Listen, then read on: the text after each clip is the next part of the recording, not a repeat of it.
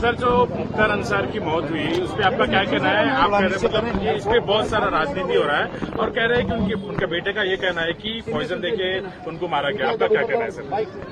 देखिए, जब किसी भी डिसीज के फैमिली मेंबर कोई बात कहते हैं तो उसको आपको सीरियस लेने की बहुत जरूरत है। और अगर आप देखेंगे सुप्रीम कोर्ट में भी वो लोग गए थे जिसमें उन्होंने इस एप्रीहेंशन का इजहार किया था उस फैमिली ने कि उनको प्रिजन में ही मार दिया जाएगा, कि कोई अंदर आएगा।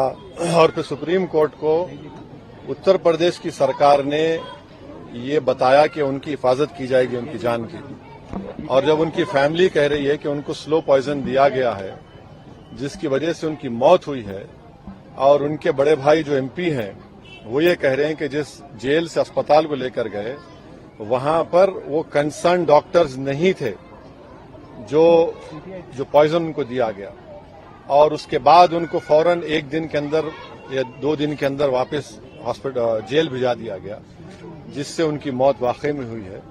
तो मैं ये चाहूंगा कि इसकी एक सही तरीके से इंडिपेंडेंट इंक्वायरी हो और जो फैमिली कह रही है उसको सीरियस लेने की जरूरत है। ये दूसरा ऐसा वाकया हम देख रहे हैं कि एक कन्विक्टेड प्रिजनर को जुडिशियल कस्टडी में उनकी मौत हुई है। एक को तो शूट आउट हुआ, अब यहां पर स्लो पॉइजन जो उनकी फैमिली कह रही है उससे उनकी मौत वाकई में हुई। सर, अब तो मतलब इस पे जो पॉलिटिक्स हो रहा है, राजनीति हो रहा है, इस पे आपका क्या कहना है? क्योंकि देखिए पॉलिटिक्स का सवाल नहीं है। क्या पॉलिटिक्स हो रही है? सुनिए, एक आदमी तो मर गया जो जुडिशियल कस्टडी में है, ठीक है, कोर्ट ने उनके ऊपर सेंटेंस दिया, मगर आपकी कस्टडी में है, जुडिशियल कस्टडी में है, और ये तो दूसरा वाकया है। इसमें पॉलिटिक्स क्या है?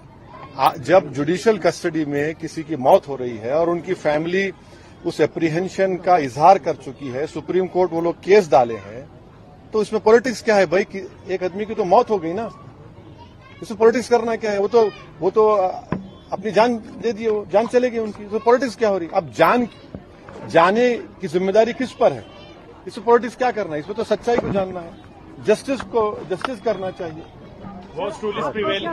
Sir, worst rule is prevailing, and at the same worst rule is prevailing. क्या worst rule is prevailing in Uttar Pradesh, and at the same time, inquiry should be conducted. Is what opposition leaders are demanding. What would you like to state? Well, I have been always been saying that in the biggest state of our country, the state is being run by rule by gun, not by rule of law. And this is the second instance wherein a person has died in judicial custody. The whole world had seen that earlier 2 convicted prisoners, one happened to be an ex-MP, was shot dead. Mr. Ansari was an ex-MLA, and he was in judicial custody. And when this family has filed a case in Supreme Court, stating to the Honorable Supreme Court that there is an apprehension by the family that he will be killed inside the prison. Now he dies, and the family say that slow poison was given. And the surprising and shocking thing is that he was not taken to a specialist hospital. He was taken to a hospital where no proper medical attention was given to him. And the most surprising thing and shocking thing is that within a short span of time he was sent back to the prison. So definitely what the family is demanding, I hope that the Uttar Pradesh government, in the interest of justice, in the interest of rule of law, will have an impartial inquiry, and the whole world should know what has happened. This is not on. This is not how people just go away, just die in judicial custody. One last question, sir. क्या लगता है कि उत्तर प्रदेश जेलों में सुरक्षा नहीं है sir? इस तरह के कई सारे पिछले बार भी माइनॉरिटीज पे आपने बात भी उठाई, माइनॉरिटीज को वहाँ पर मारा जा रहा है, तो इस तरह के आरोप है। मैंने आप सवाल आप भी कर रहे हैं, मेरा जवाब भी आप दे रहे, तो सही है बिल्कुल।